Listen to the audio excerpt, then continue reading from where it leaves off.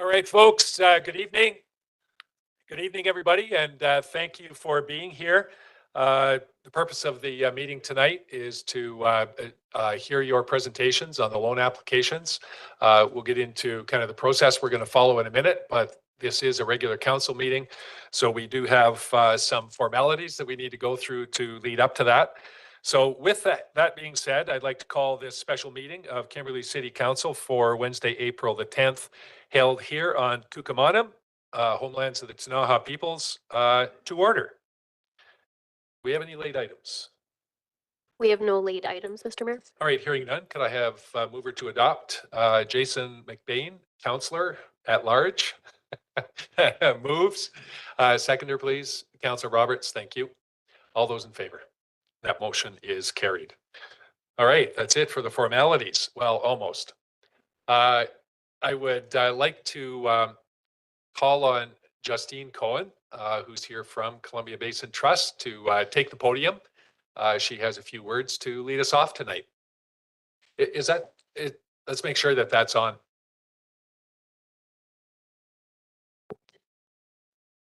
There we go. Awesome. Take it away, Justine. All right. Good evening, everyone. My name is Justine Cohen, and I work with Columbia Basin Trust as a manager in the Delivery of Benefits Department. I'm happy to be here today to welcome you on behalf of the Trust.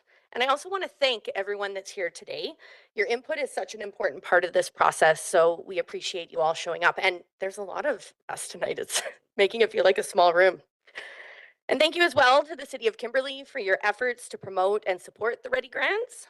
Columbia Basin Trust is proud to provide the Ready Grants program in partnership with local governments to offer a unique program that provides opportunities for communities to support projects that are important to you and, of course, to the people that are living here. So that's why we're here today. These projects are driven by community decision making, and it is time for us to hear about some of these wonderful projects. So I wish everybody a really productive meeting. All right, thanks so much, Justin. So from an overall process point of view, just so it's clear, the Columbia Basin Trust delegates the management of the Ready Grant process to the regional district. In our case, the regional district of East Kootenay.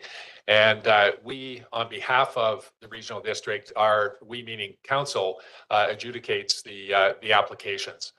So at the end of the day, after we hear all the presentations, it's the folks sitting around the table here that will be doing the difficult job of handing out the money. I say difficult, although you would think handing out money is a pretty easy thing to do. We are represented here tonight by 42 groups representing 50 separate, applications. We have $104,000 available to dole out, and we have $363,000 worth of requests represented by the 50 applications. So this is not an easy job by any stretch for those of us sitting around the table. And I would ask that everybody kind of temper expectations on what your requests have been, given the oversubscription that we're dealing with this year. To put that in perspective, if I remember correctly, there was about $250,000 worth of requests for roughly the same amount of money last year. So tonight, as advertised, we're going to be, the last couple of years, I've tried to do a random pick so that nobody knows they're going to be sitting for the roughly 2 hours it's going to take. This year, I believe it was advertised we were going to do it alphabetical, which means that we are going to start at the top of the list with the Blue Lake Forest Education Society, and we're going to move on from there, just to set expectations for how long you may be here this evening. So it's important to note that council has had copies of your application. We have reviewed kind of what the ask is and what the money is being spent for. So we would request that you limit your comments to summaries this evening. We will give everybody 2 minutes to provide that summary. 2 minutes can be a long time or a really short time, but we would ask that you try and stick to the 2 so that the person at the last presentation can be out of here before 9 o'clock tonight. To help in that regard, Vicky has a yellow card that she will put up when there's at the 1.5-minute mark, basically 30 seconds left, which is the signal to wrap it up. As I mentioned, we're probably in for a couple of hours. And as you go to the podium, if you would start, please, by giving us your name and what your role is with the organization that you're representing. And finally, this is being broadcast on YouTube through the City of Kimberley YouTube channel. And for YouTube viewers that wish to make comments of any kind, we would ask that you email those comments to communications@kimberley.ca. And all of your comments and questions will be taken under consideration. Have I missed anything? All right, we're good to go. As mentioned, first up is the Blue Lake Forest Education Society. Is Blue Lake here this evening? We just gained 2 minutes. Next up is the Caregivers Network for East Kootenay Senior Society. Hi. Time starts now? Starts now. All right. So my name is Janice Bampton, and I am a facilitator for the Caregivers Network in Cranbrook. And our organization, the Caregivers Network, we're a not-for-profit society, and we've been serving family caregivers in East Kootenay for the past 17 years. We work with families who are looking after higher needs seniors in their home or in facility with complex medical needs, such as Alzheimer's, dementia, and other cancers and other terminal illnesses, all of our services are free, and we have paid staff in 6 of the larger East Kootenay communities: Cranbrook, Kimberley, Fernie, Invermere, Creston, and Golden. And of course, this application does not take into consideration Creston and Golden. We provide family caregivers with emotional support throughout the region at regular support groups and offer one-on-one support. We also offer education and healthcare system navigation to caregivers to help them cope and become more confident in their role.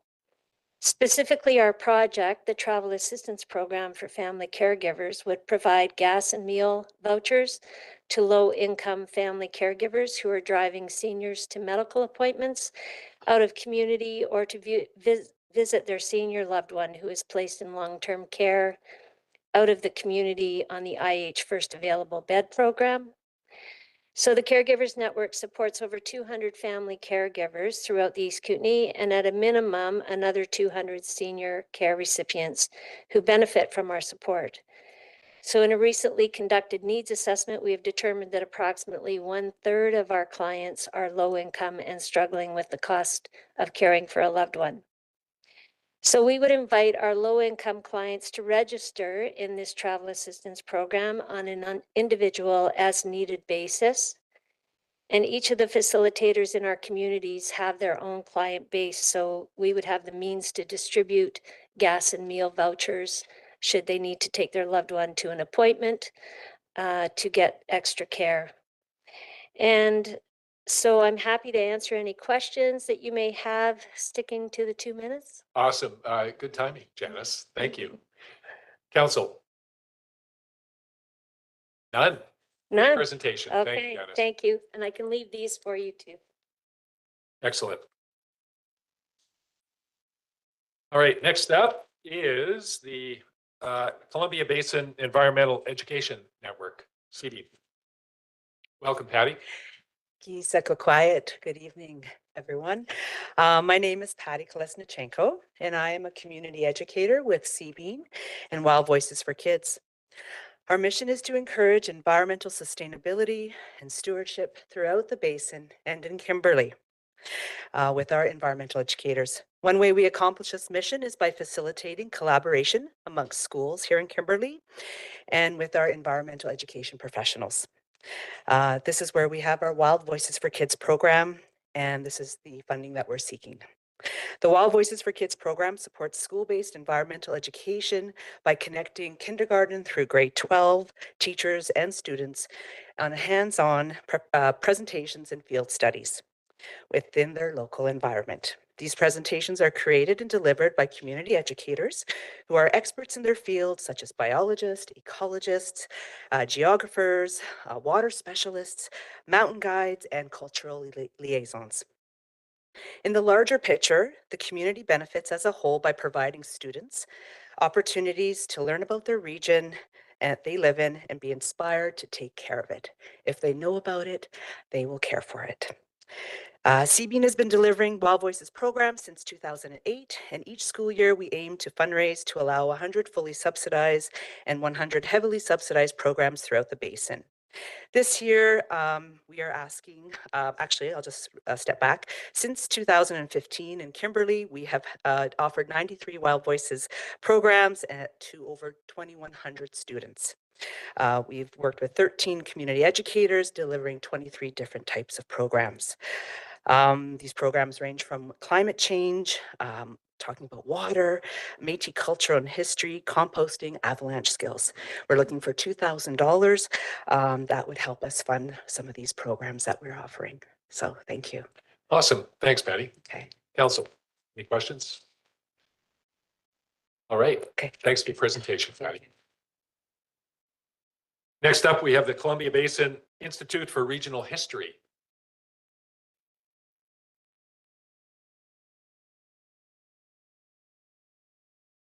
Last call, Columbia Basin Institute, for anybody down the hallway there, Chad?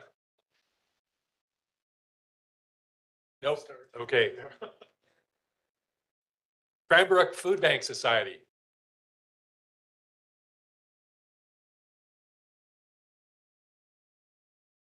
Hi, my name is Julie Rose, and I'm the Executive Director of the Cranbrook Food Bank. So our project is to update our current equipment that we use for the receiving and distribution of food at the Cranbrook Food Bank. This new equipment will help us move the food around the food bank. Also with our new scales, we all love data. All these grants that we all have to write, we all need data. So we need some new scales so that we can help weigh the food. Last year, we distributed over 520,000 pounds of food at the Cranbrook Food Bank. So why am I here in Kimberley? So we do have about 42 clients that are registered with us that reside in Kimberley. Why do clients come to the Cranbrook Food Bank when there is a Kimberley Food Bank? So what we find, sorry, a little bit nervous, I got shaky voice. Yeah, take your time. No problem. So what we find right now, because we have a cost of living crisis, people are having to access more services. So they'll go to the Kimberley Food Bank, but then they're needing to fill in gaps. So that's why we find people will also come to the Cranbrook Food Bank. So that's why I'm here asking for a little bit of assistance as well.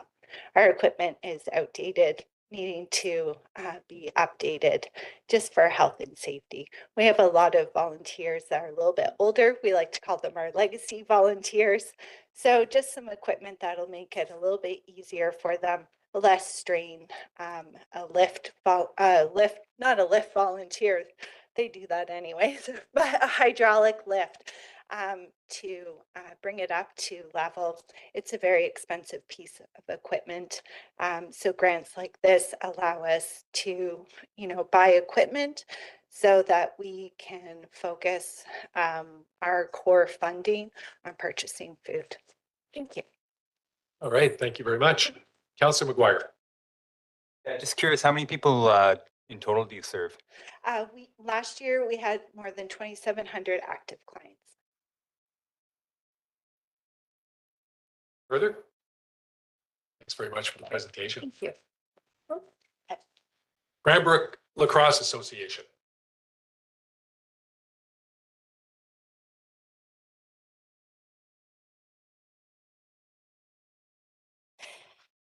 Good evening. My name is Erin Baylor. I'm here representing the Cranbrook Lacrosse Association, and I'm the treasurer for the association. Lacrosse in Cranbrook has seen tremendous amount of growth over the last 8 years, nearly tripling in size. In the last 2 years alone, we have gone from 147 players to over 250 registered players this year. Most of this growth can be attributed to the development model that ensures that registration costs are kept low so that the sport of lacrosse is accessible, inclusive for all youth, and to provide as many opportunities as possible to share the game of lacrosse throughout the region. The Cranbrook Lacrosse Association believes firmly in their philosophy of making the sport of lacrosse accessible to everyone by keeping the registration fees affordable, but this does not leave many additional funds in the budget for the acquisition of new equipment. The purchase of new equipment will benefit athletes involved in lacrosse and allow us to a larger outreach to bring lacrosse to more youth and communities across East Kootenays.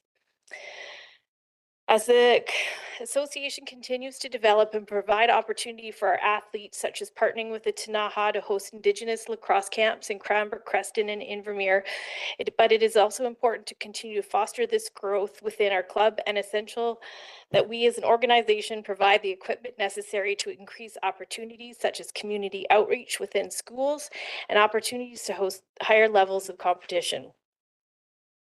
The funds that we've applied for will help to provide equipment that is needed in part by the exponential growth that we have seen in the club, but to also provide safe goalie equipment, lacrosse goals, and meet that meet current safety standards and replace old, outdated equipment that is no longer in working order. We hope to purchase new lacrosse sticks to be used in school sessions and outreach within communities to replace our current lacrosse sticks that are over 8 years old and in desperate need of replacement. Is that my timer? Is that a wrap? Yes, that can be a wrap. Go ahead. Final couple of sentences.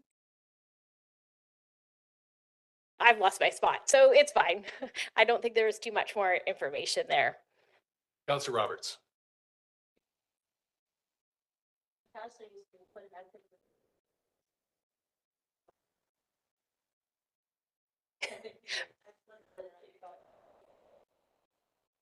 Yes, actually we do. We have, I went and looked tonight because I knew that might be a question, and we do have about between our streams of minor, which is U7 to U17, our junior program and our field program, we have about 50 different youth coming from Kimberley to participate in lacrosse.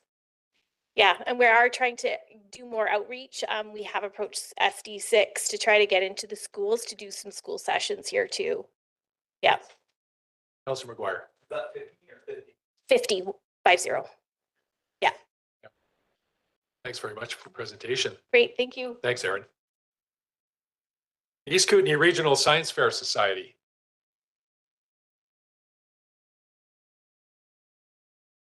Just mixing it up. It looks like we're real mixed up. Last call for East Kootenay Regional Science Fair Society. East Kootenay Invasive Species Council.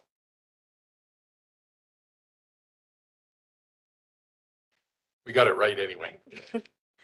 Hello, my name is Maureen Turnbull. I'm the Education and Outreach Coordinator for East Kootenay Invasive Species Council, or EKISC as we call it. The project we are applying for funding for is spreading the word, not the invasives, reducing the spread of invasive species through education and outreach in the regional district of East Kootenay. So EKISC is a regional not-for-profit organisation that strives to mitigate the negative environmental, social and economic impacts of invasive species.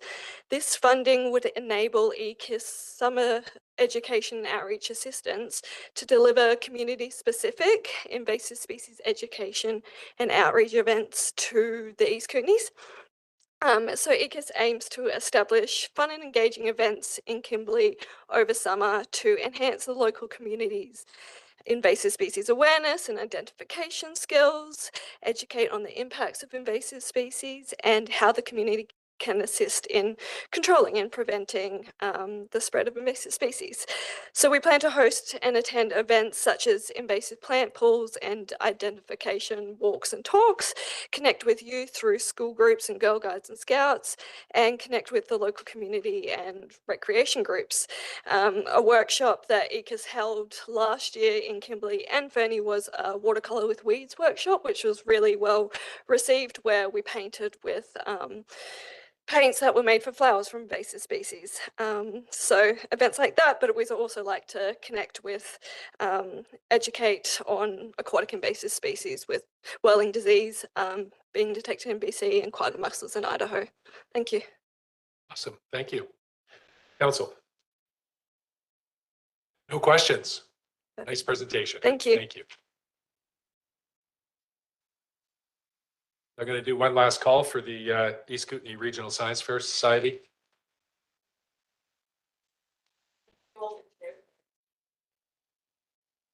Next up, we have the Elks Lodge. Elks Lodge. Bill. Hi, how are you? Take it Anyways, away. I got my colleague here. He's my secretary, but I'm Arel Bowden. I represent the Kimberley Elks, number 90 in Kimberley. That's awesome, but you only get And- 4 minutes. And I was the exalted ruler. Now I think I'm the exhausted rooster.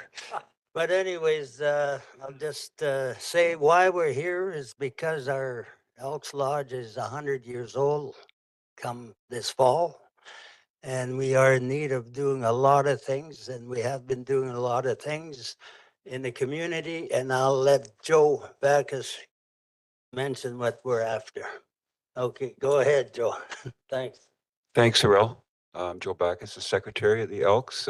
I signed on about a year and a half ago. I went up there to honestly drink beer and play darts. And I realized how important this group is to this community and how dedicated these people are and how desperate they are to keep in business. So they have about 30 members, of which about 12 to 15 are actual working for them. So we got together, and like Ariel says, our building's falling apart. It's built in 1948, so we need some infrastructure upgrades. A lot of them are to satisfy insurance for flood and fire risk. So we're trying to get money to replace our leaking hot water tanks, some flooring that is rotting away. We have lists of things, but if we could get the funds to do some of those things, we can keep the building in shape and we can continue to do the good things that we did. The reason that I joined was they told me about this lady. She was a widow who had no funds and she needed a dental implant. So they paid for her dental implant. And I thought that's fantastic because that is right in our community. People we know, we sponsor blind skiers. We have bursaries, all kind of things in the local community. So yeah, if we could be successful in obtaining some grant money to fix our building while it's falling apart, we can continue to do that work with our dedicated volunteers. Continue to serve the community. Thank you. Awesome. Thank you, Joe. Thank you, Arel. Council. Questions? Thanks for the presentation.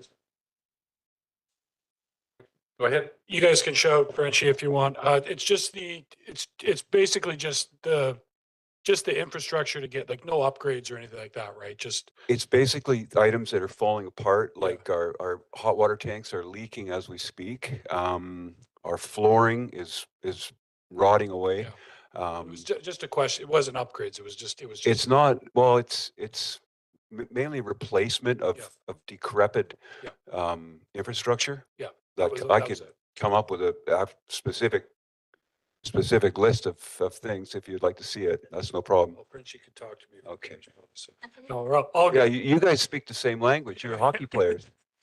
Thank you very much. Thanks for the presentation, guys. Freshwater Fisheries Society of BC.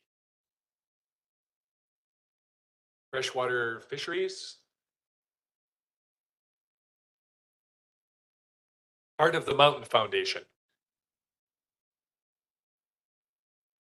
Heart of the Mountain. East City Theater Society.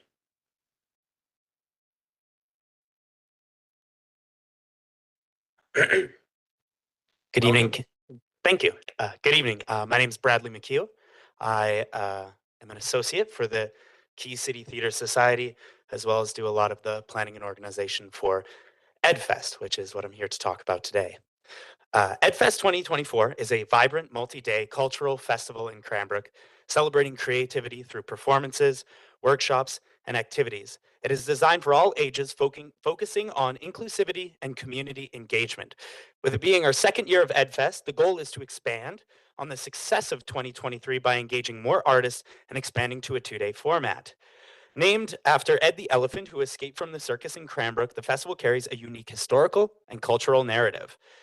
EdFest fosters community, bringing together diverse groups for shared cultural experiences. Showcasing a wide range of artistic talents from throughout the region, the festival promotes cultural appreciation and inclusivity, opportunities for interactive participation in the arts through workshops and performances, enhance communal creative growth. Key City Theatre, with a solid background in event management and cultural programming, leads the collaborative initiative, ensuring a successful execution. A collective effort involving multiple local organizations, including Cranbrook Arts, Fisher Peak Performing Arts Society, Cranbrook History Center, and other partners, including Junior Chamber International and Cranbrook Farmers Market, as well as joint initiatives for promotion with the Kootenay Grand Fondo. As well, it's a very inclusive event. Free admissions ensures accessibility for all, reinforcing the festival's role as a platform for barrier-free cultural celebration. Beyond entertainment, the festival is also an economic stimulant and educational resource, offering learning experience and boosting local tourism and business. We are here today seeking $1,000 and any in-kind support as well, including volunteer hours, equipment, which underscores the community's commitment to the festival's success. So thanks, Bradley. Thank you. Council. No questions. Thanks for the presentation. Thank you. Yeah, my bad. No, you're good. The Kimberley Arts Council. Art Door Pride is the program. Hi, I'm Carrie Jo Buckman. I'm the new manager at Center 64 at Kimberley Arts Council. Thank you for the opportunity to present this project. I hope everyone here knows and loves Center 64, and if you have any ideas or want something to happen, come talk to me. So the first one we're talking about is our Door Art Pride project. Bathroom usage. It can be stressful, create anxiety, even harassment, resulting in avoidance. People just won't come. Something as simple as clarity with signage is a first step in creating a comfortable environment. Being able to use the bathroom facilities wherever they are available in public is so important for inclusivity and the facilitation of a safe environment. Center 64 has a responsibility to be a welcome space. Everyone should be able to choose which facilities they use, and the first step is in identifying them. Our solution is to have use-focused diagrams on our washroom. As an art center, we also have the opportunity to create fun painted doors that can act as conversation starters. So for example, the downstairs bathroom designated as men has urinals and stalls. The downstairs bathroom as women has individual stalls. Painting what is actually inside the bathroom on the doors will let everybody know what's there. It provides accommodation through a small change to meet the needs of the community. We've been working collaboratively with Cayenne, the Kimberley Youth Action Network, and we'd like them to paint the doors. And I would like to also note that even as a mature white female, bathroom signage can be very uncomfortable. I certainly don't want to go in to somewhere where there's a urinal. As an art institution, we have the opportunity to do some experimentation with space public art. It is important that everyone, including those who are not gender neutral, that are comfortable to use the spaces. We're requesting $2,000 to go to Cayenne and materials to create amazing art to make a difference and everyone feel comfortable and welcome at Center 64. Thank you. All right. Thank you for the presentation. Council. No questions. The Arts Council has a couple of items here. Are you dealing with the creative makerspace as well? I am. Take it away. Okay.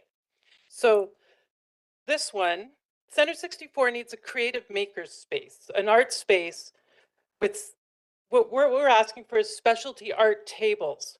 We have a really cool dance studio that's currently underutilized.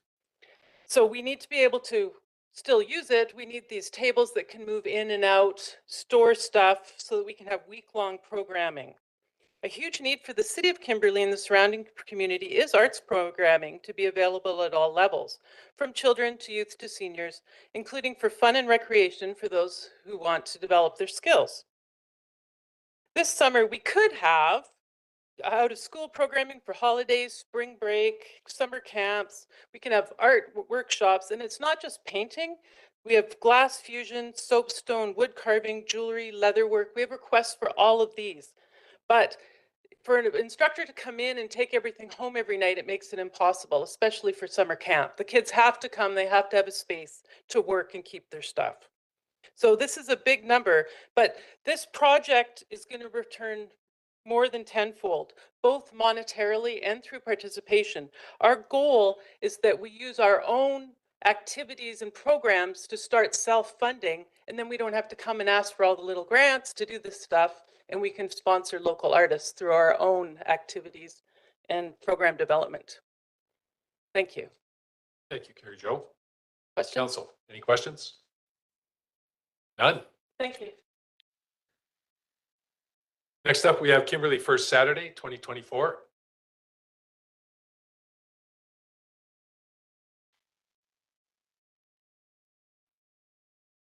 Thank you. My name is Carol Fergus. I am with Kimberley Arts Council. I am their treasurer as well as the coordinator of Kimberley for Saturdays. Kimberley for Saturdays is quite excited because we are celebrating our 10th year. So I've been coming to this organization for at least 10 years to ask for funding to help us through the season. It is our 4-day festival that spreads out between July and October, and it is a 1-day arts, culture, and heritage day. We do all the things that are written in your brochure, and this year we're focusing on a little bit more on the heritage side with trying to expand on the historical wall that we've been doing for the last few years. And to take that interpretation and put it into plaques that are permanent, either permanent plaques or semi-permanent plaques, freestanding within the Plattsville area to show the historical pictures of the individual buildings on Spokane Street and Howard Street, for starters. And we feel that not only the locals, but tourists are very interested in the local heritage of Kimberley. So that's one of our side projects for this year. We have all our usual things happening. We have all our bands booked for the coming year. We're doing at least 5 concerts. Some are in the afternoon, some are in the evening. It looks like an exciting year. One of the things that I do have to say, as we do come to for funding, but in the process of our year, last year we raised through donations, fundraisers that we put on, and selling refreshments, we raised $10,000 ourselves just to make this happen. It's a totally non-for-profit. It is very hard to get enough funding to make this happen every year. The costs have gone up. For the 4 festivals, it will cost with in-kind and monetary approximately $38,000. So our costs are going up, but we do our best as volunteers to try and make it happen.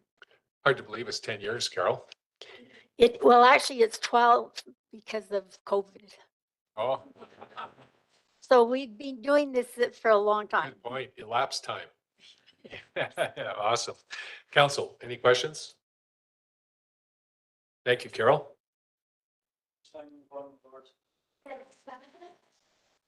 Kimberley Kaleidoscope 2024.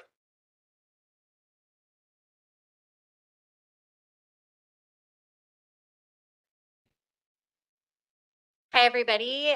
I'm Chantel. This is Natalie. We are the coordinators for Kaleidoscope Festival, which is put on by Center 64. We're really excited. This is our third Third, year, I yeah. guess, coordinating the festival. But the festival has been existing in Kimberley for a very long time, and it is very much a celebration of artists in Kimberley. And so through the festival, we work to create opportunities for artists to show their work, to make money off of their work, to be paid for their work and be paid for their services. We hire exclusively local talent and local facilitators and local workshop coordinators, and all of the money from Kaleidoscope Festival stays within the community to provide opportunities for people that are working within the arts in Kimberley. Another one of our mandates with Kaleidoscope Festival is for it to be very accessible. So this is an arts and culture festival that focuses on Kimberley, and we keep it as low cost as possible to participate so that people can bring their kids, they can bring their families. There are events that are free, or maybe $20, or like As a low very cost as possible. as low cost as possible. Yeah, thank you. So we try to keep things as accessible as we can so that everybody can be a part of it and enjoy all of the amazing art and music and things that happen within the community. So the money that we're asking for today is to help pay the artists for all of their hard work to make Kaleidoscope Festival a reality. Whether it be a performance or somebody hosting a workshop, the goal with the festival is to break even, but make sure that we're elevating those people who are a part of it from the ground up. Yeah, that's right. Awesome. Spiel. That's it? Yeah, I guess I would like to say that part of our mandate with the festival is also to make it as inclusive as possible. So we always make a point to have Indigenous content and queer content and from really all walks of life, and an opportunity for those people to showcase their work alongside all of the locals. Plans include adjudicated regional fine arts exhibits with award presentations in Center Gallery, followed by a live jazz evening, a variety of workshops, painting, collage, writing, ukulele, weaving. Some of the workshops will be actually organized specifically for youth and teens and families. So that's just a Awesome. little tidbit. Council. Go ahead, Kevin. Please tell me there'll be another concert at Cominco Gardens. We got a lot of complaints about that. That was our first year though on as coordinators, so we'll take the fun credit. It you're was about to very give us. disruptive for everybody at the They'll, Pines. they'll take it under advisement. Yeah. There you go. Yeah. It's awesome. Thanks. Just saying. Thanks, Kevin. We were proud of it too. Yeah, it was a good time. Thanks for the presentation. Okay, thank you. Pride at Center 64.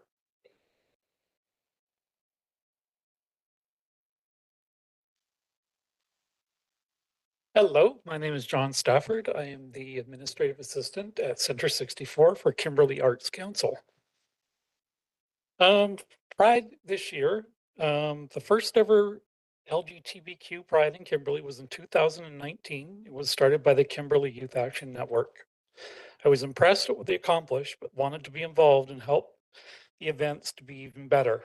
COVID disrupted us, but we came back with a parade, a picnic, and a dance.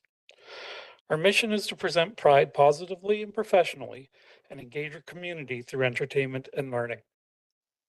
This year, we hope to have 3 films during Pride: a drama, a comedy, and a local documentary called Queering the Interior that was produced in conjunction with the Nelson Museum and Archives. In addition to hiring drag performers, we have received interest on learning how to do drag makeup, and we hope that one day we will have our own local drag performers, as several of our other nearby communities do. Center 64 feels it has a responsibility to represent Pride for the city of Kimberley. We need your support. Please fund us. Thank you. Awesome. Thank you, John. Council, questions? Thanks for the presentation. Thank you. Kimberley BC Senior Association.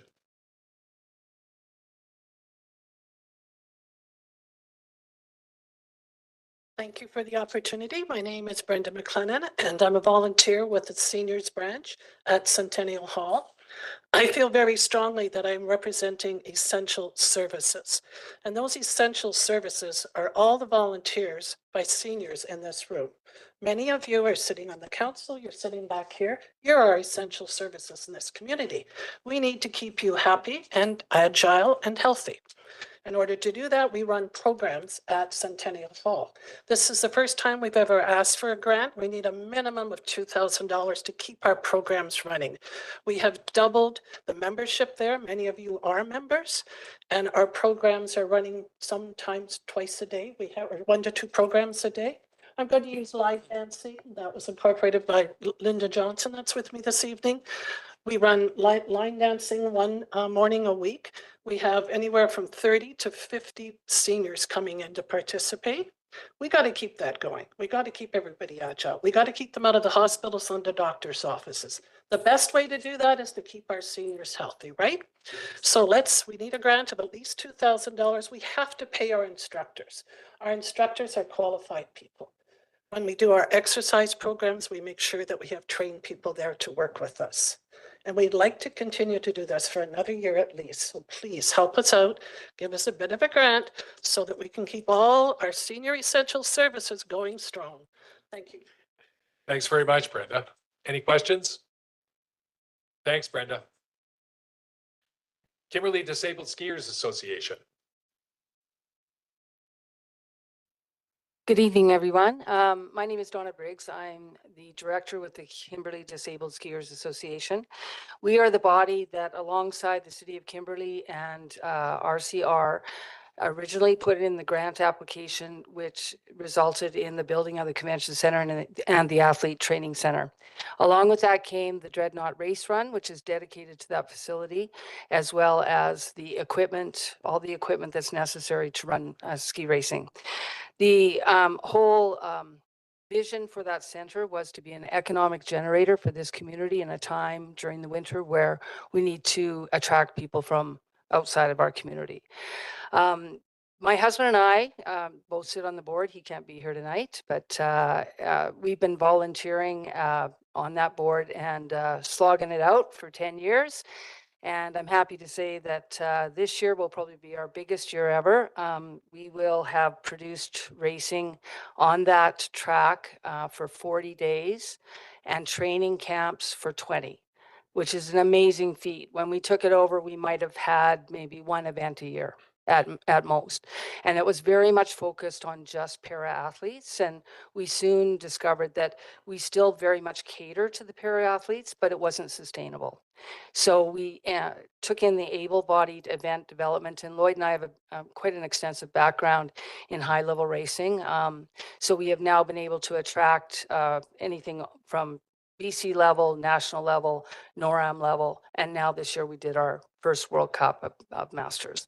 We're actually being looked at to be, since we're the only downhill racing venue left in Canada because Lake Louise no longer exists, we're actually being looked at as well to host potentially the only downhill that will run in Canada on an annualized basis next year. So in order to do that, the equipment that we got 10 years ago is aging out, worn out, and we're also regulated by a body called FIS, which tells us when we cannot use equipment anymore. So our grant application is for just one small part of the equipment that has to be replaced, or it's not an optional thing. It must be replaced in order to run that racing next year. And that's gates and panels for a downhill racetrack. And those will cost us $12,000, $12,500. And so that is our ask in this grant. Just want to mention that we are not for profit, and it's pretty much all volunteer run.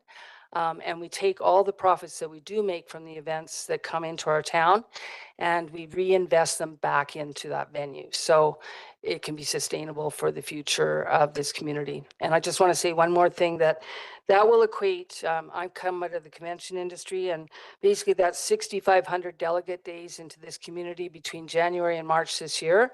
And that equates to about a $1.9 million injection of economic impact. So Awesome. thank you. Thank you, Donna. Thanks for the opportunity. Any questions? All right. Thanks for the presentation, Donna. Kimberley Health Center Society.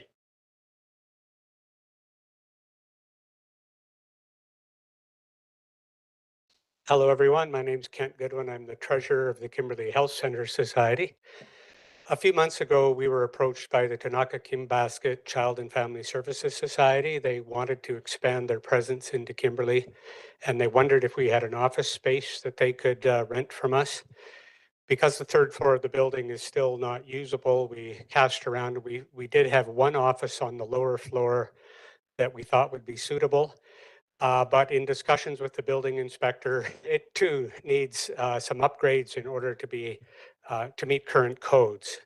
So we are asking for some assistance to upgrade the ventilation and fire safety systems in the room. And that would allow us to bring this group in at a nonprofit rate.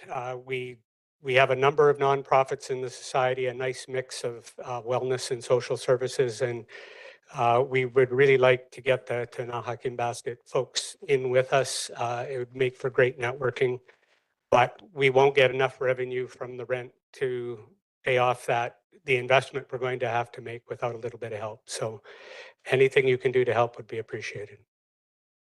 All right, excellent. Nice presentation, Kent. Thank you. Council, any questions?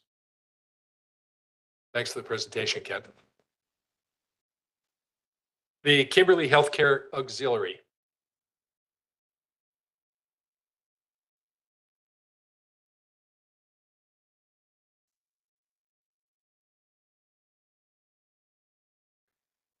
Thank you for the opportunity to make this presentation. My name is Kim and I am a volunteer and project lead for the lower level renovations at Kimberley Healthcare Auxiliary. We are here to tell you about our ambitious project to finish renovating the lower level of Howard Street location. We are requesting assistance to complete the renovation. This includes a hydraulic material lift that is approved by TSBC Elevating Division.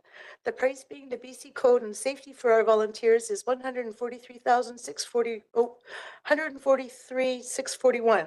Oh, sorry. I have had extensive conversations and emails with all contractors involved. We have used previous grant and fundraising monies to get KHC to this point. We are happy to report that we have raised more than $30,000 this year. We are working hard to secure remaining funds needed to complete this project. My name is Donna Cummins, and I've been a volunteer at the thrift shop in Kimberley for the last 2.5 years. Part of the work that I do involves sorting and pricing donated items for sale. I have carried bags, boxes, and tubs filled with items up and down the 14 or so stairs between the downstairs area and the upstairs area. It's difficult to maneuver these stairs while carrying containers, and it's amazing that someone has not yet been hurt. The majority of our volunteers are in their 70s and beyond, and while we try to be really careful, falls and injuries are always a looming threat. So hence the reason for this project. The KHCA isn't just an organization, it's a lifeline for our community. We have donated almost $900,000 to East Kootenay Hospital Foundation in the last few years. The KHCA has ambitious plans to support dialysis equipment and more that will serve to make a difference in the lives of patients and families. We can't wait to see this project to completion and to uphold the dignity and well-being of those who selflessly dedicate their time and energy to serve our organization and community.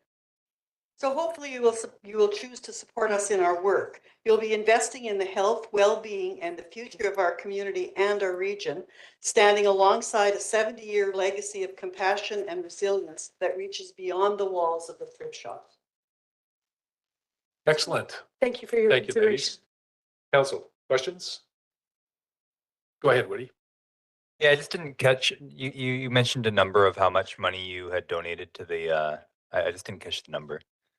Oh, to the page is that? The Hospital Foundation. Yeah, to the Hospital Foundation? Oh, $900,000 in the last few years. In the last? This year, like December, we just gave them $140,000 and we have a gold plaque at the hospital. Thanks. Thank you. All right, thank you. Thank you. Kimberley Helping Hands Food Bank.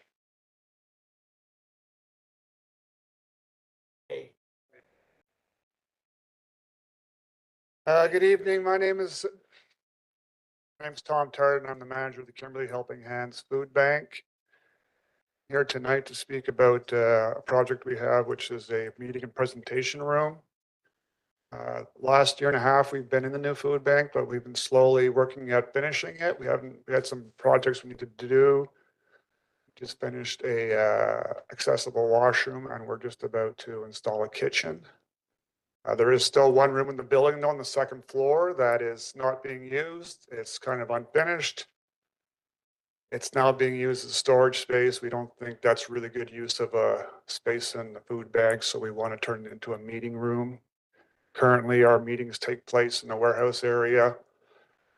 Very temporary. We have to turn off freezers. We have to pull out a dolly and put a TV on it. We use extension cords. It's not really a great place to hold meetings or to present ideas well using media. So we're looking today to get some funding so that we can clean up that room and then put in some projection system, whiteboard, so we can host meetings properly, and we can upgrade some of the technology that we're struggling with upgrading technology as well a little bit. Those funds are hard to find, so we're hoping to create this space so that we can perhaps provide more for our clients and look at having more meetings, engaging the public. We have school groups coming in, and we just feel like we need to have a proper space. We run like a business, and we need to have areas to speak privately with people and to engage the community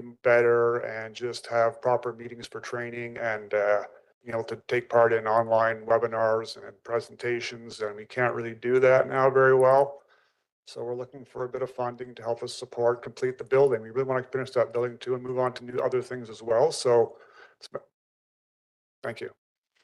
Thanks, Tom. Go ahead, Woody.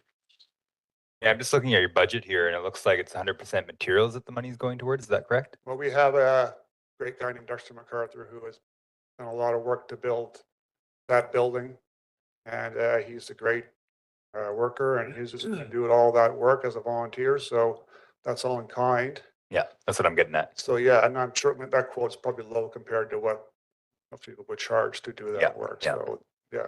No, I was just, I'm really impressed with the facility, and was just commenting on the fact that it's 100% volunteer labor. Yeah, for sure. Further? Thanks All for the right. presentation, Tom. Thank you. Kimberley Nature Park Society.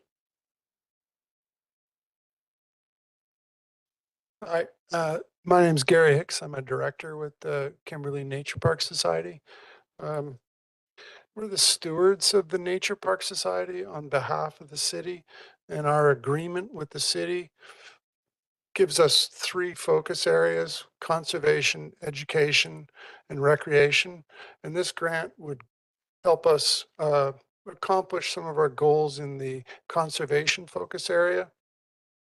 We really don't have a great handle on the variety of species and the numbers of species, the numbers of animals in the nature park. So we're looking for 4 wildlife cameras to help us collect baseline data to figure out, how many animals are out there, where are they moving, that sort of thing. We're also looking for 2 trail counters, not cameras, just counters. So anecdotally, we believe that usage of the park is going up, but we don't know. And we'd like to start counting entrances. The wildlife cameras are for wildlife. We're not going to be photographing trails. We put them away from trails so that we only photograph wildlife. All right, excellent. Council, questions? Go ahead, Sandra. Yeah, so we put in 4 wildlife cameras 2 years ago, I believe. They're funded by Tech, and the data we got from those tells us that we aren't really covering all the ecological niches that we'd like to. So that's why we want 4 more to expand that coverage.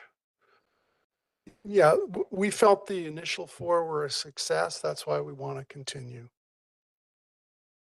All right, thanks for the presentation, Gary. Appreciate it. Kimberley Nordic Club. Hello, I'm Daniel Childress, General Manager with the Kimberley Nordic Club. The Kimberley Nordic Club is requesting funds to purchase 15 sets of rental equipment for our Track Attack program. Track Attack is the next developmental program after Jackrabbits. As many in Kimberley know, Jackrabbits is a learn to ski program for kids aged 3 to 9. Over the last 3 years, Jackrabbits has grown from 90 kids to 150. Through successful grant funding, we were able to purchase enough rental equipment last year to support that explosive growth. As kids age out of Jackrabbits, the next program is Track Attack, which is geared towards 9 to 13-year-olds. In this program, kids are introduced to off-season training, including roller skiing, skate skiing, team building activities, and friendly competition. This is a critical age where kids quit the sport entirely if there's no available program for them to move into after Jackrabbits. To keep kids active and engaged beyond Jackrabbits, we need to increase the capacity in Track Attack. This program has grown exponentially from 14 kids 3 years ago to an estimated 50 next year. We currently have enough rental equipment to accommodate 35 kids in the program next season, but over 50 families have confirmed that they intend to register. Without rental equipment options, the program quickly becomes unaffordable for most families. Ski equipment is expensive. To purchase basic classic ski gear, skate ski gear, roller ski equipment that's required to participate, it would cost each family about $1,500. Through our rental program, kids can rent all of this equipment for unlimited usage for the duration of the season for $200. The Nordic Club is seeking funding for this initial upfront capital expense. Once the equipment has been purchased, our rental fees will allow us to sustainably accommodate rental equipment for all 50 participants long term. All right, thank you, Dan. Council. Go ahead, Sandra. No questions. Go ahead, Kevin. Just more comment. My kids are in Jackrabbits, and to have the ability as they grow to have new fresh equipment and not you'll grow into it. I'm appreciative because I also went through the program and I had to grow into my stuff. So thanks for that. Appreciate your thanks, Kevin. Thank you, Dan. Appreciate the presentation. Kimberley Pride Society is not here this evening. The Kimberley Public Library.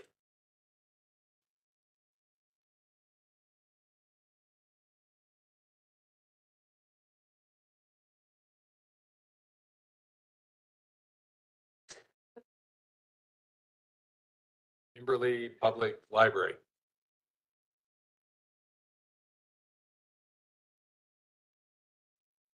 Kimberley Skating Club. Really short. I'm Christina Rody. I'm the vice president with the skating club. And so the skating club is the only organization in Kimberley and the surrounding area that offers learn to skate programs. And then we offer figure skating after that. Our learn to skate they can go to, hockey, speed skating, figure skating, or any other activity. So every year we have a annual skating show that we have. We've moved it to just before the holiday season. And so our grant is asking for funds to assist us with the ice rental for the actual skating show. We have quite a long dress rehearsal that happens before that. And then 6 weeks of practicing to get the kids ready for the performance. We also have to pay our coaches. They're certified, and so they do all the practice with the kids. And then we do pay our head coach to organize the show, and that involves putting together sort of 10 to 12 pieces. She's got to cut the songs and then do all the choreographing. And some of our pieces have 25 kids on the ice. So it's quite a process to get ready for, and quite an expensive process for the skating club. We hosted at the Civic Center. That's where the club's based out of. And it's a great community event. So last year we probably had about 500 people. I'll hurry it up. We do entry by donation, so it's accessible for anyone that wants to attend. We do have quite intricate pieces. It's great team bonding for our kids. And then the other final thing is our skaters are mainly female. And it's just a great event for them to showcase their abilities to the community. at a time when females kind of leave sports. So yeah, Excellent. yeah. Any questions? Sorry. Council? None? No. Thanks. Thank you. Thanks for the presentation. The Kimberley Trail Society, sponsoring the Friends of Lois Creek.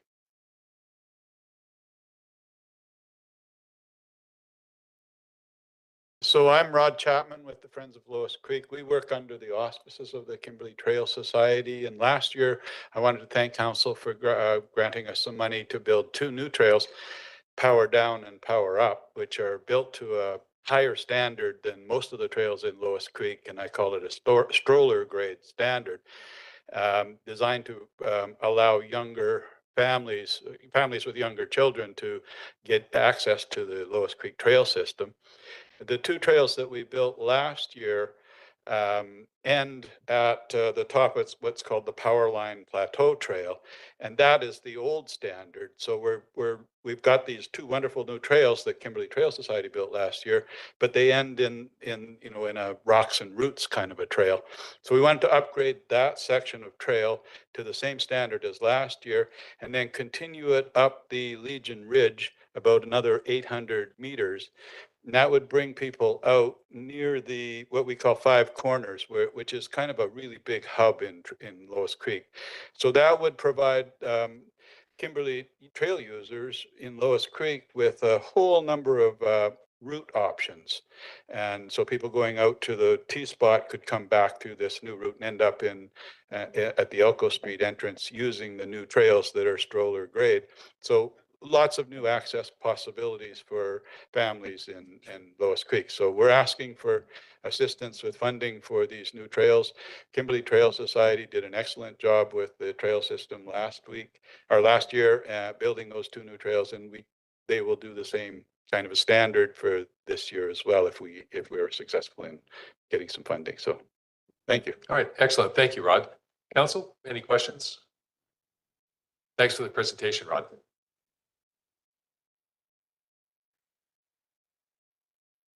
The Kimberley Trail Society. Awesome. Round the Mountain promotional video.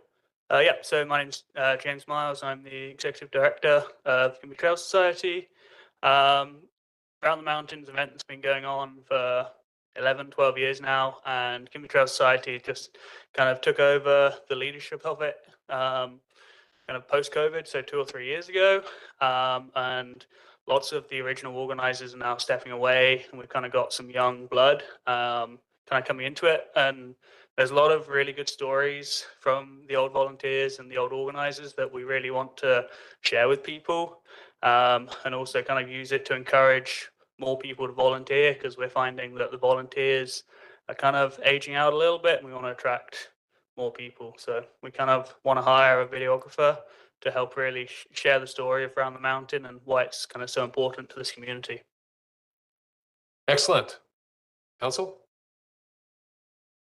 So I assume you'll talk to the trail crew and equipment purchase as well? Yeah. So Kimberley Trail Society, our mandate is to maintain, protect, and develop the trails in Kimberley and the surrounding area. Each year with kind of support from Columbia Basin Trust, from our sponsorship program, from the City of Kimberley.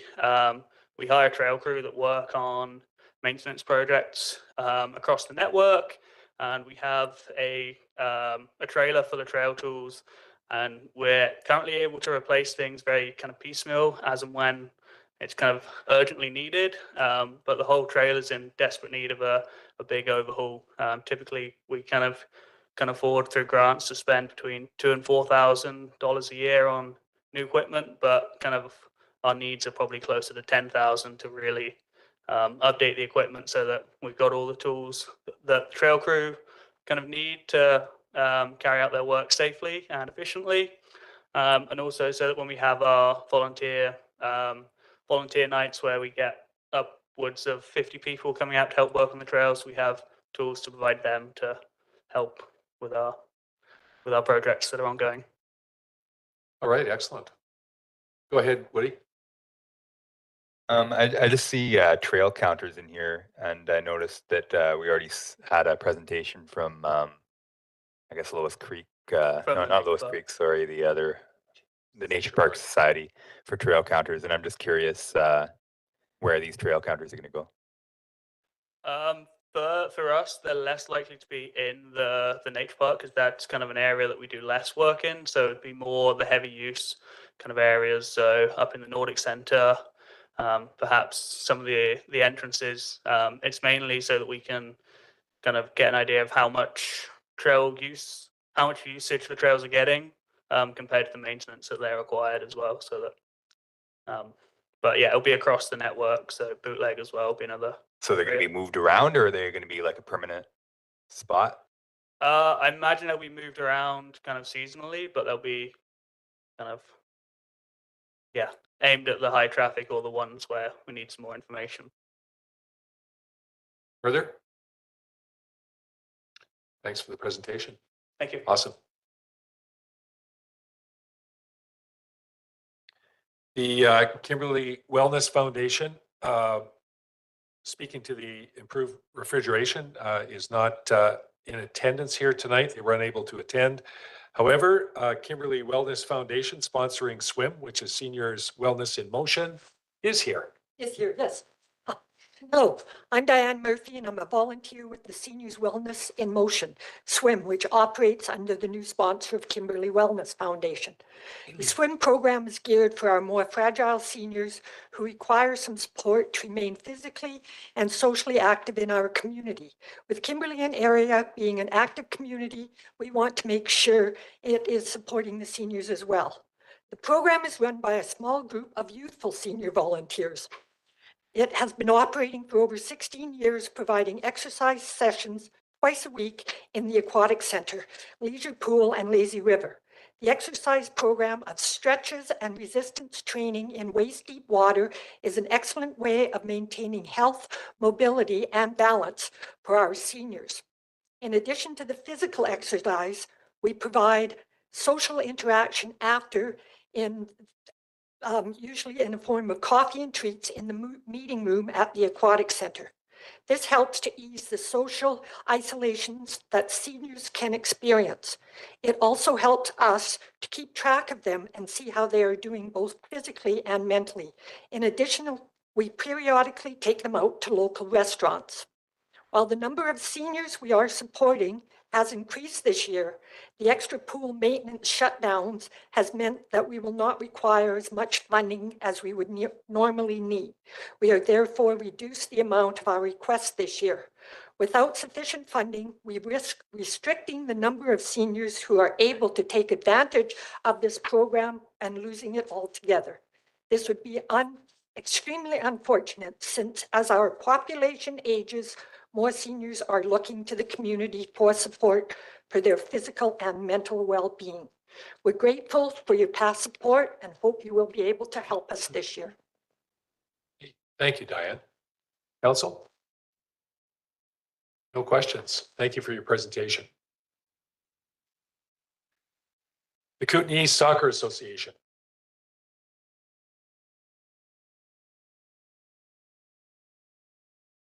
Hi, I'm Reed Durheim.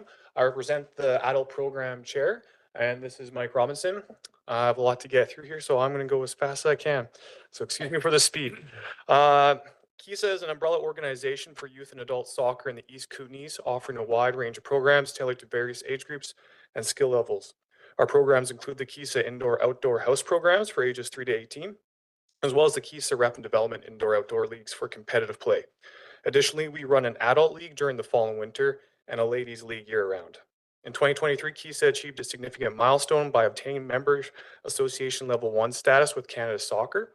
This recognition underscores the quality of our programming and our commitment to maintaining high standards in coaching and program delivery.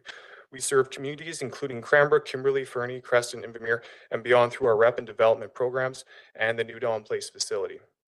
Our organization serves as a hub for youth development, providing not only opportunities for physical activity, but also fostering essential life skills such as teamwork, discipline, and leadership. We are dedicated to making soccer accessible to all, regardless of financial barriers. and strive to keep costs down for our families through various initiatives, including covering tournament fees, field rentals, and providing jerseys for the house players. However, to continue delivering high-quality programs and opportunities for our community, we require your support. We are seeking funding to invest in essential equipment and resources. Specifically, we aim to purchase 2 portable video systems to enhance player development and aid in coach education. These systems will not only benefit our rep teams, but also support our graduating players where video footage is required to apply for post-secondary scholarships.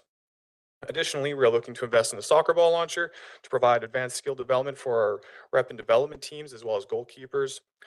Furthermore, we seek to support our ongoing coach and referee education initiatives, include running courses at no cost to our volunteer coaches.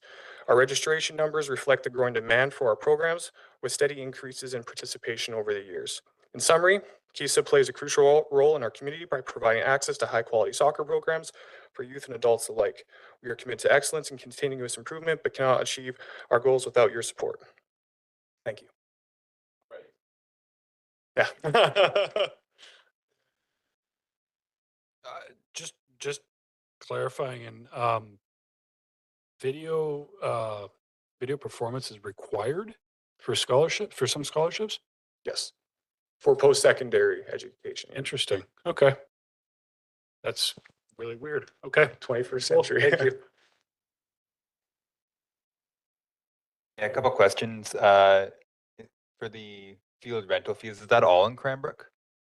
Field rental fees, yeah. Yep, yeah, it's all up at Moyer Park. We have moved the local tournament is now split in between the Marysville fields, Purcell and Moyer. So, but yeah, the ongoing fees are in that Moyer Park. Right. So those are the Cranbrook fees. And Kimberly doesn't have fees, is that correct?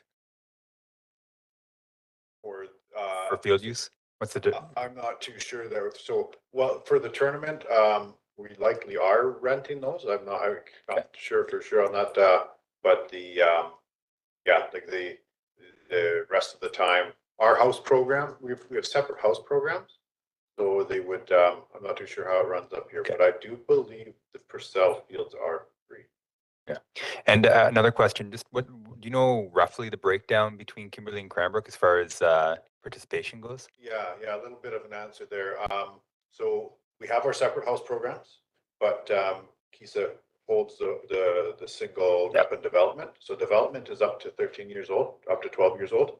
And at that age, we have, it's roughly 50-50 split between Kimberly and Cranbrook. Oh, wow. When you move into the rep, so 13 to 18, it drops down to probably closer to 30%, we're estimating. Okay.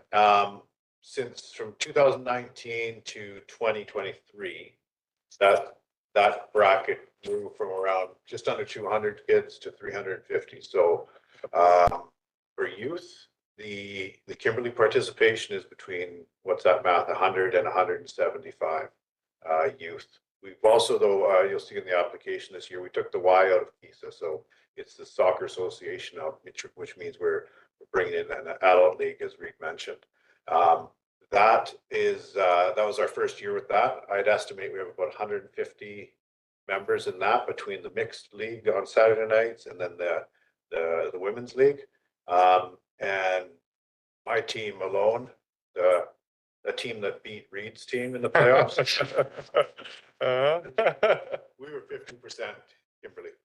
Okay. Yeah. So there's for the youth and adult, there's a really decent participation.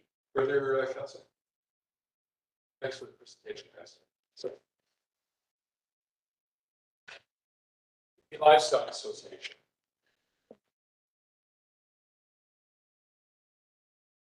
Livestock.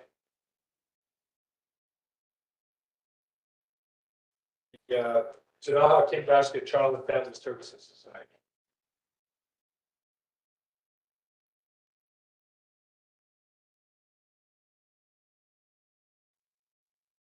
And to be loved.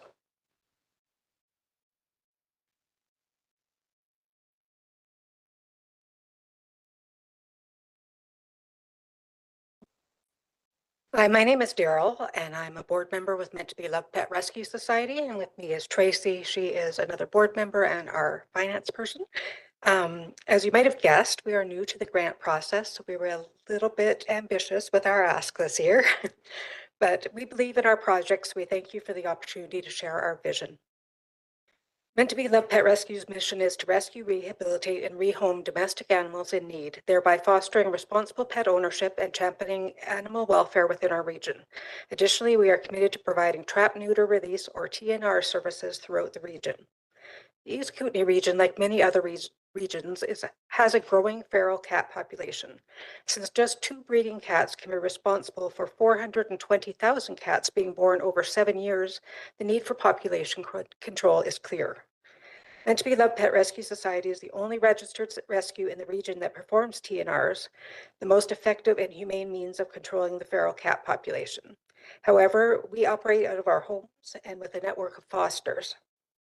Only a couple of our volunteers are capable of hosting feral cats while they recover from surgery, and of course we can't ask our fosters to take on ferals. This creates a huge roadblock that prevents us from being as effective as we'd like to be and feel we need to be. We know our ask is huge, but we strongly believe that if we were to receive the funds to help us build 30 cat containment units for ferals to recover in and land to put them on, we would be able to make a significantly bigger impact on the feral cat population, including here in Kimberley. We tried to mitigate the cost for each community by spreading our request across the areas we regularly serve, the cities of Cranbrook and Kimberley, the villages of Canal Flats and Radium Hot Springs, and electoral areas B, C, E, and F. Our ask for the city of Kimberley is $30,000. Once again, I appreciate the opportunity to present our vision for feral population control and for the future of our rescue. Thank you. Thanks very much, Neil. Appreciate that. So, any questions? Great. Thank you for the presentation. Did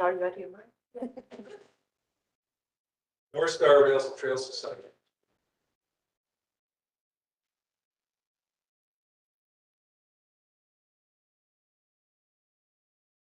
I'm Bobby Seifert, and I'm a director with the North Star Rails to Trails. I would like to start by thanking the RDK Ready Grant Program for their support for our project in previous years. The North Star Rail to Trail opened in 2010, providing a paved multi-user path between the city of Kimberley and Cranbrook. Long used by locals, the trail has become a major tourist attraction in the area, with many thousands of users each year. Our projects are meant to ensure that the trail remains safe for all users. To give some idea of how the trail is used, we have received data from the Trans-Canada Trail Society through their contracted project. In 2022, there were 133,261 visits shown. And this data is collected from cell phone monitoring. So we know there are many more users of the trail who are not using cell phones with them, or their phones do not have data. So they would not be counted. Invasive species control is the priority for us for our funding request, as well as we have graffiti on the pavement, the bollards, the tables, and signs. Volunteer labor is used to remove the paint, but the products have to be purchased. With the increase in usage from e-bikes with headlights, it has been requested that for safe evening rides, reflective tape be applied to the crossing gates. That would be another one of our funding requests. As you can see from our very large numbers of users on the trail, maintaining it for safety is extremely important. The invasive species is the biggest. Is there any questions? 6 kilometers. It's a long way. Some presentation. Council, any questions? Thank you very much. Northern BC Friends of Children, East Kootenay branch.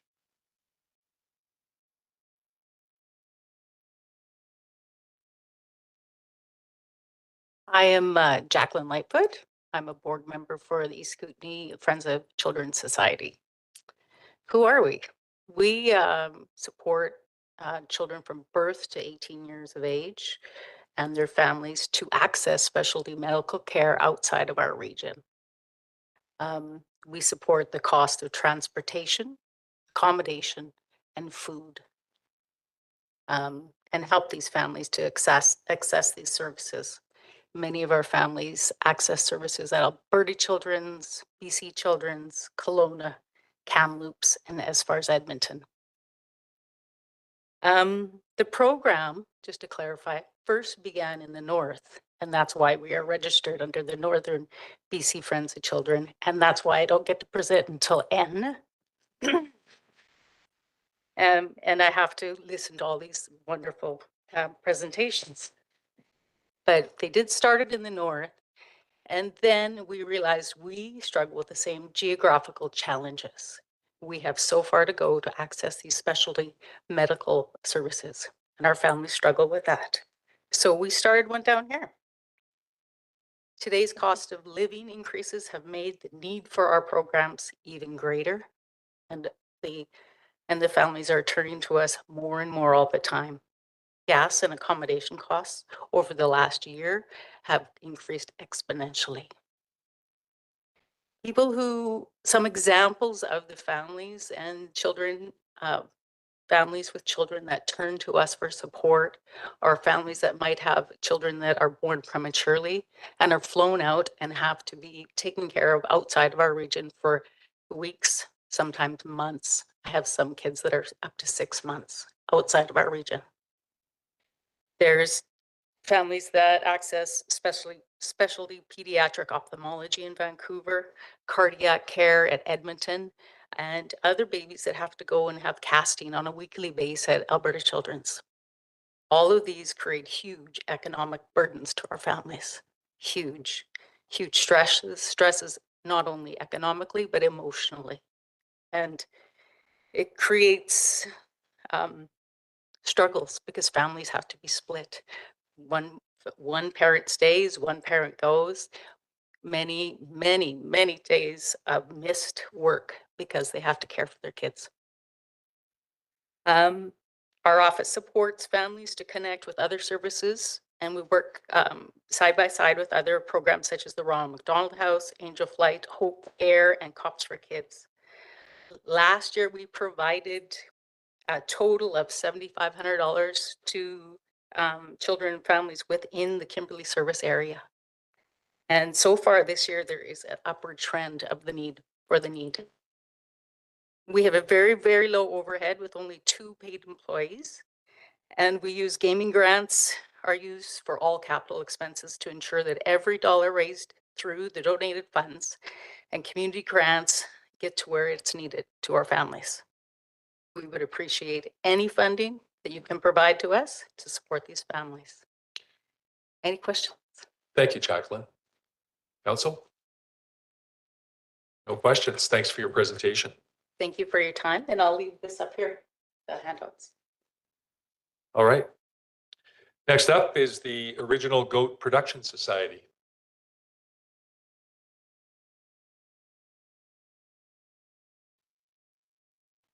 Hello. Thank you for having us. I feel very grateful to be amongst all of these wonderful community folks. So as previously introduced, Chantel Delaney and myself, Natalie Skokin, we have an event company called Original Goat Production Society. It's a registered nonprofit society as of a year and a bit ago.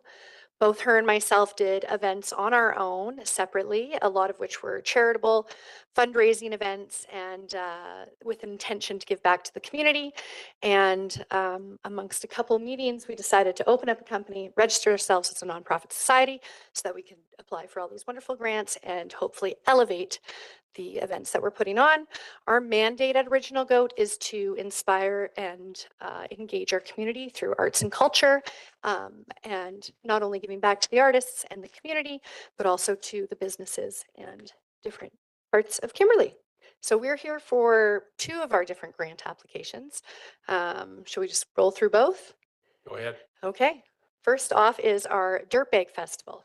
Jill, you want to go for it? Sure. So Dirtbag Festival is a long-standing Kimberly event. We inherited it last year, and the feedback that we received from the community last year when we took it over was that it had kind of grown outside of the boundaries of Kimberly, and that a lot of the locals wished that it was more about them and about all of us. So we aim to kind of bring it back into town and have a lot more local content. And so that's our goal again for this year. So we're working to provide incentives to encourage local filmmakers and local sports enthusiasts and people that frequent all of our wonderful natural spaces to create creative content, create films to submit into the festival to potentially win cash prizes. So our application for Dirtbag Festival is specifically for prize money to encourage locals to create content for the Dirtbag Festival.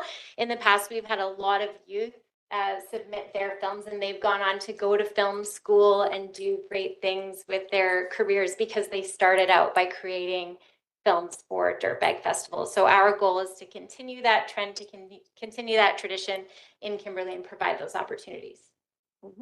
Awesome. Any questions around the Dirtbag Festival? Horror Fest. Horror Fest, yes. Horror Fest. So Horror Fest is a B-grade amateur film festival that is around Halloween and fear and scary content. We started this 8 years ago, and that was probably the beginning of our original GOAT production, Love. But Horror Fest is, like I said, yeah, it's a B-grade amateur film festival, but it's also a very large gala where people come together in the most wonderful costumes and take part in watching all of these beautiful films that are made, and they are judged by a team of professional filmmakers. We actually pride ourselves on trying to recruit a pretty esteemed panel of judges to observe the films and rate and judge the films. They all work in the industry, and so that allows a lot of exposure to those that are making these amateur films. Sorry. Talk about the local part. The local, yes, there's local. So the Horror Fest is actually branched out of Kimberly slightly, where a lot of the valley is submitting films, but there is a local Love Prize as well that is specific to having to have local Kimberly geography content in the film to be able to take part in that category. That what you meant? Yeah. So the funding that we're applying for Kimberly Horror Fest is also to fund those cash prize incentives for local filmmakers, and we have a local prize that's really like the main focus of our festival is that we want locals to create films, we want local young people to create films, and this is our way of encouraging them to do so. Yeah, and similar to Dirtbag, people have grown to submit to other film festivals that are larger, Awesome. esteemed. Nicely done. Councilor McGuire. I'm just curious, this is just for prizes. I'm curious, is there paid staff for these events? Like how are they run and Volunteers. volunteers? Yeah, it's all volunteers and just sheer force of will. Yeah, we have an extensive mailing list, and we try to throw an event once a year for our volunteer base, and we make it really fun. And we often recruit people who are new to town and they want to make a community and group of friends. And so all of our events are run off a volunteer base, and they have a lot of fun. We have a lot of fun. Yeah, we're quite proud of our volunteers. We have recurring volunteers, the same people have been coming back year after year, which is that we put on a lot of events in Kimberly, and we know how rare that is. Further. Thanks for the presentation. Thank you. Okay, thank you. Rocky Mountain Riders.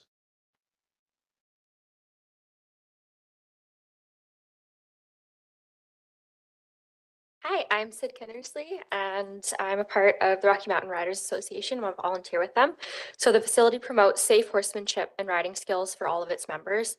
We support the equestrian and livestock community and local groups in the surrounding area. We are requesting funding for a $2,500 gallon water storage tank to increase the safety of the facility and the surrounding community. As everyone may know, the fire seasons are continuing to cause risk, and last summer there was a lot of locals who needed to evacuate their animals and livestock. When this happened, the club was approached by several of these families and ranches to keep their animals at the facility. Unfortunately, we did not have a watering tank large enough to support this request, and we are hoping that for this year we will be able to support any request in the case that this happens again. Our current system includes a 130-gallon tank, and this is just not large enough for the club to pump large amounts of water in case of an emergency. We currently have a sprinkling system, gas-powered pump, hoses, and there is a well on site, but it is very slow-moving well, and it takes currently about 4 hours to fill and roughly 15 minutes to drain. Having the additional new tank would provide fast and efficient distribution of water for structure protection. The watering tank would also be used for dust suppression, which is healthier for all members, livestock, and the surrounding properties during events, as it can become extremely dusty, especially in the heat of summer. Last year, we had 75 members and are projected to increase this year. Our funding for the club comes from the membership fees and any events that occur. The fees are currently providing for the livestock care and transportation, improving the grounds and facility, and safety and protection for people that are riding. There are a variety of events that go on, including gymkhanas, cattle sorting, liberty, and obstacle training, and we're starting a summer kids fun series this year. All of our members and directors at the club are volunteer-based, and we hope to maybe get some funding for this year. Excellent. Thank you for that presentation. Go ahead, Councillor Roberts. Thank you for that. Just for my edification, because I'm not aware of it, where are you situated? Where? Yeah, we're just on the north side of Meadowbrook. Okay. Between Meadowbrook and Tuttle Creek. Okay, thank you. Further? Thank you very much. Thank you. Spark Youth Center. Yeah. Wake up. Well, I'm changing the name to Lee Spark next year for sure. We are here asking for hot water on command and a dishwasher built in. So we started this project from a provincial grant 14 years ago. To green these two benefits were to teach youth how to be energy efficient and do it by example. So everything in the youth center is energy efficient and new, except for our water heater, which is dripping. Oh, I should say I'm Beth Middlebrook, and this is the board of directors. Sorry, I take for granted talking to council. So I've been at this here for 20 years in one capacity or another. And so I deserve this money. Is that your clothes? Yeah, I probably would be better off. So the dishwasher, our hot water heater is leaking, and the dishwasher, we have to move into a small horseshoe shape in order to get it plugged into the taps. However, as the years go by, none of us can fit in to get it hooked up to the taps. So that's why if we had it built in, it'd be a lot better. Plus it'd be for a commercial kitchen. You can rent it. And I think that's it. Thank you very much for your time. Awesome. Thanks, Bev. Council, questions? Hearing none. Thank you for the presentation. Sullivan Mine and Railway Historical Society.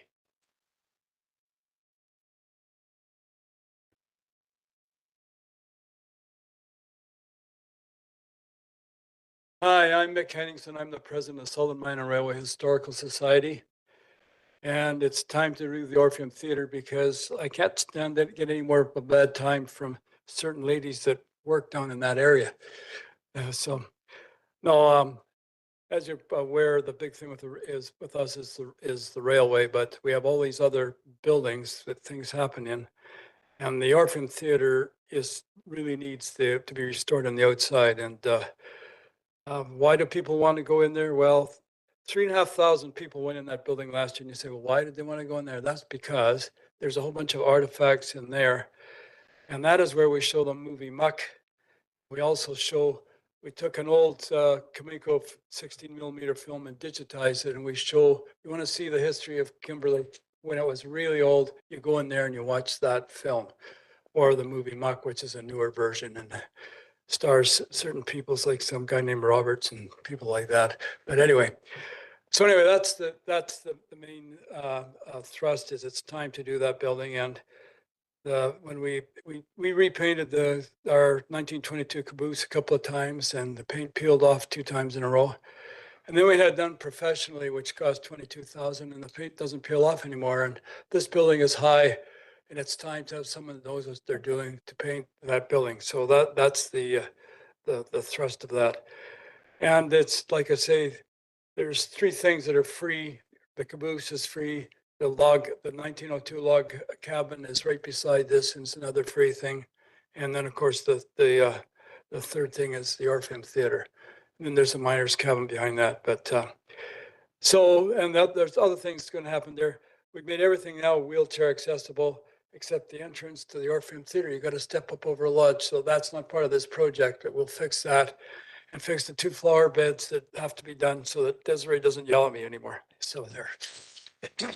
All right. Thank you, Mick. Council, any questions? Councilor McGuire. Yeah, so for the refurbishment of this building, are we just talking about paint? That's all I saw in the application. No, there's some carpentry work needs to be done too. Siding is a problem, and we got to fix some of the fascia. So, okay, but to do it right, is they'll steam clean the building first, and then they'll use full not semi-transparent stain. They said, well, it'll look funny because the par squirt's worn off. You know, it'll show through. So they'll do it properly, and so. Okay, thanks, Mick. Councilor Roberts. Just following on that, the roof's good? Pardon? The roof is okay? No, I'll ask for that next year. Because that, you know, it's If we aren't working on the carpenter shop. because there's a lot of amazing stuff in there. You don't want it to get wet. No, but it's sort of, you can only do too much. And we do a whole bunch of other things, but it's sort of, if we didn't have to pay $31,000 for insurance and have to pay more wages and things, I mean, it's very expensive to run that railway. And then technical safety BC charges $4,000 to inspect this, and I have to explain how the brakes work, because it's not like a train, it's like a semi-trailer, but it still charges $4,000. Thanks for the presentation, Mick. Symphony of the Kootenays.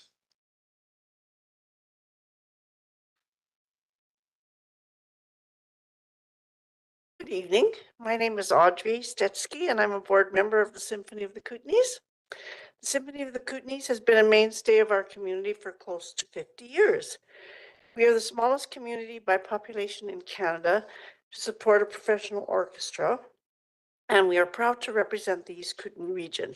We provide unparalleled mentoring opportunities for local students from Cranbrook and Kimberley to perform with a professional symphony as both orchestra musicians and in high school choirs. Why am I nervous? How does the cleanest lesson? Take a deep breath. Okay. Firstly, the Symphony of the Kootenays will present concerts this summer at the Columbia Valley Center in Invermere on Saturday, July 6th, and on Sunday, July 7th at St. Eugene in collaboration with the Akum community. Nasukan Chief Pierre stated, the Tanaha people are excited about the collaboration, which will include participation by dancers and drummers from the community as available. This concert is intended to be a celebration of two cultures. Organization and logistics will be arranged by the Symphony Administration in consultation with Akum and other local Indigenous artists. Secondly, the Symphony of the Kootenays will present a concert this fall on Saturday, November 23rd, featuring a piano concerto performed by 3 local piano students. As part of our mission, we are pleased to offer this performance opportunity to piano students, a rarity in smaller communities. The balance of the program will feature guest artists in a folk-based genre to engage community members who may not otherwise be inclined to attend a symphony concert. We thank you in advance for supporting the Symphony of the Kootenays with community initiatives funding and look forward to continuing in partnership with you. And I will attempt to answer any questions that you might have. Thank you, Audrey. Council. Thank you for the presentation. Thank you. It was you. complete, no questions. All right, we're getting close to the W's. Hang in there. Tourism Kimberley to speak on the Kimberley Ambassador Program.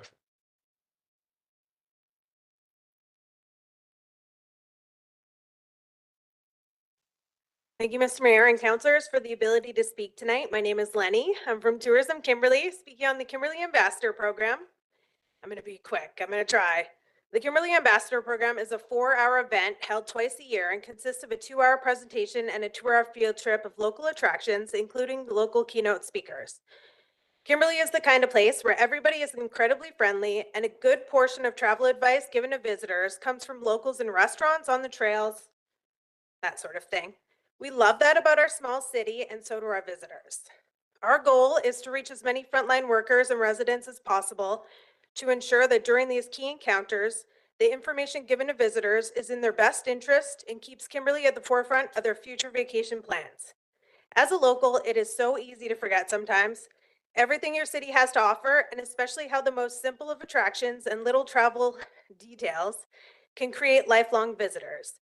During the classroom portion of the Ambassador Program, we make sure to discuss every attraction Kimberley has to offer in great detail, and the field trip portion is designed to be able to continue discussion on these important touch points of our city and give locals and frontline workers the perspective of a visitor while driving around.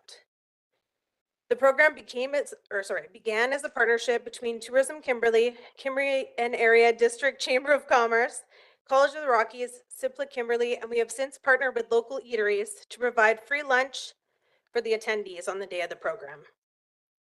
Classroom sessions include training on a brief description, Tourism Kimberley, Chamber of Commerce, history of Kimberley, key attractions and events for Kimberley and area, fun facts, and customer service basics. The program has seen a few key changes, and we are going with the flow, seeing what people say, and modeling ourselves also after other key ambassador programs, especially Revelstoke, BC.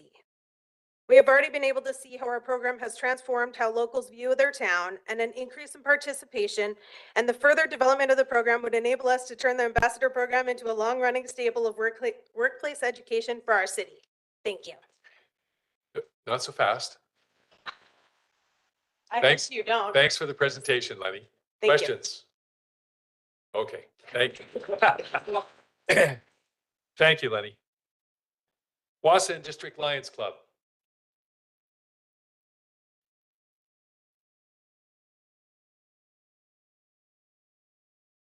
Hi there, my name is Kathy Miles Bouet and I'm a member of the Wausau Lions Club. We were asking for some financial assistance because we'd like to upgrade some of the things at the Wausau Lions grounds. For those of you that aren't familiar with it, the grounds have a skating rink, we've got a basketball court, a tennis court, and we have a big kitchen area where in the summertime there are, every Saturday is our pancake breakfasts that are hosted by various groups, and that's how they raise their money. We're looking to get some assistance. We need electrical upgrades for the building itself because the people that are serving the food at the pancake breakfast have to step over a number of extension cords. So it's not exactly the safest thing to do. We'd also like to take some funds and buy some picnic tables that are handicap accessible. I'm sure you're all aware of picnic tables, just the old ones aren't built that way, so we'd like to be very inclusive with that. And as well, we'd also like to install some new water efficient toilets in our washroom areas that we have there. So we invite you to come out and check out the breakfasts during the summertime and wintertime. Come on out.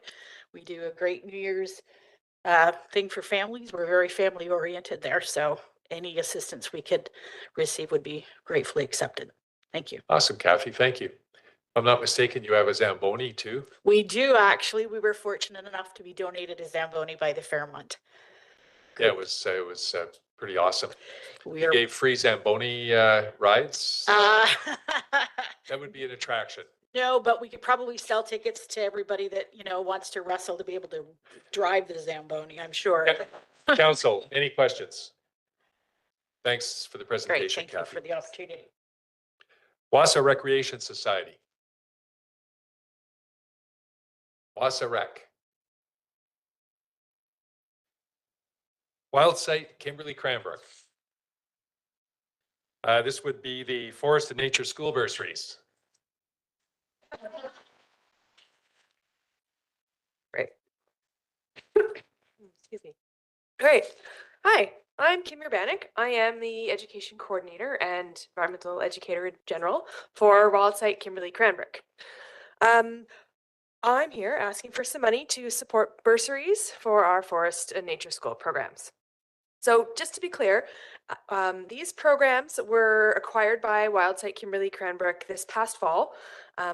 Previously, we were known under the name Kimberly Outdoor Learning Society, and we are grateful to have received funding from you in the past under that name. Now as Wildsight, Forest School is able to extend our reach and still maintain affordable programming. Now, what is Forest School?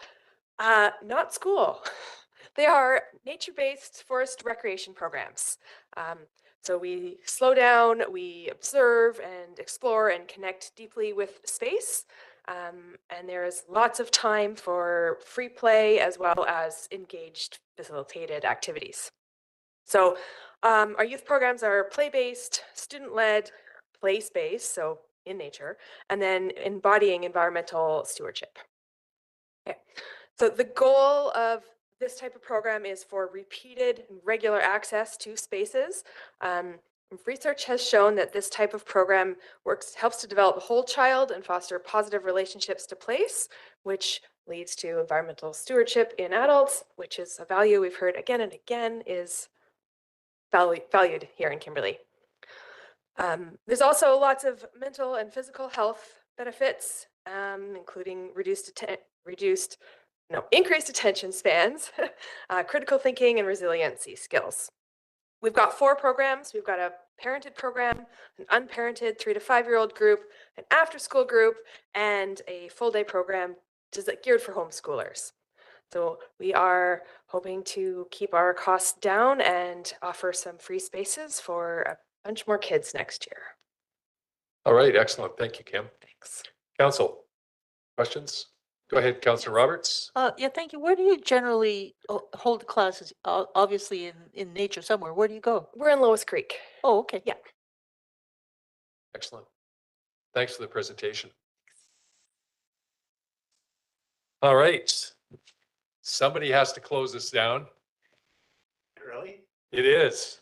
Wow. Grow the community. What's that about, Chad? Well, it's just a combination. I'm Chad Keeley from Wildsight, Kimberly Cranbrook, coordinator for the gardening programs there. Yeah, it's just a combination of our programs. We've kind of been trying to streamline it so that they work together because we do share a lot of equipment, volunteers. There's a lot of overlap between the 2 programs. And yeah, so this year, what we're looking to do is to improve the garden space quite a bit. There's just a lot of little projects going on. We want to try to do some improvements to pest control. The ground squirrels have resurged. And so we need some protection around the fence there. We used to have a kind of a wicker setup going on, but it's fallen apart. And so we need to replace that. Some chicken wire underground to prevent them from digging under. They decimated our garden last year. We had to replant almost everything. So that's going to be one of our early season projects. We'd also like to do some work with cold frames, different mini greenhousing, stuff like that, because growing in the mountains is hard to do, especially when it's tomatoes, peppers, hot weather kinds of crops. We also would like to do some soil testing because we haven't done that in a very, very long time. And so yeah, just testing pH, some of the potassium, phosphorus, nitrogen, that kind of thing. And yeah, we're hoping to also improve our volunteer commitment. So yeah, just putting some more energy into retaining our volunteers and building a volunteer force. It's tough in Kimberley because yeah, the same days that are nice weather and we can actually do gardening are the same days that everybody else's wonderful events are happening. So lots of options. So yeah, we're trying to figure out a system to keep our volunteers engaged. Thanks, Chad. Go ahead, Sandra. Thanks, Chad. With reference to the garden that's along Rotary Drive there, I'm sure that's what you're talking about, right? Are you limited to the space that you have there, or like is that a lot, or do you have the ability to expand? Well, we're in the process of hopefully getting granted an expansion. Okay. Yeah, we're just just wondered. waiting for final confirmation on it. It's, Oh, okay. Yeah. Just wondered, because I know how big some of the ones in Cranbrook have grown. yeah. Yeah, Yeah, okay, it'd be thanks. great. We're hoping to expand just to grow, because most of what we do is demonstration. It's mostly educational, so we don't grow a lot of food. So we're hoping to just create a space for just growing food for the food bank and the food recovery. Further? Thanks, Chad. Thanks for hanging in. Yeah, of course. 2 hours for 2 minutes. Yeah. Nicely done. To those of you who are still here, thanks very much for taking the time tonight to tell us about your incredible projects. Stay tuned. We've got a process to go through now. And I would like to remind anybody who has been watching on our YouTube channel that you can send in comments to communications@kimberley.ca. And we will either pass those on or take them under advisement as we are moving through the process here. Okay, we started with a formality. We need a formality to finish. Move adjournment. Councillor McBain, thank you. Councillor McGuire seconds. All those in favor? All right, we're done. Thanks, guys.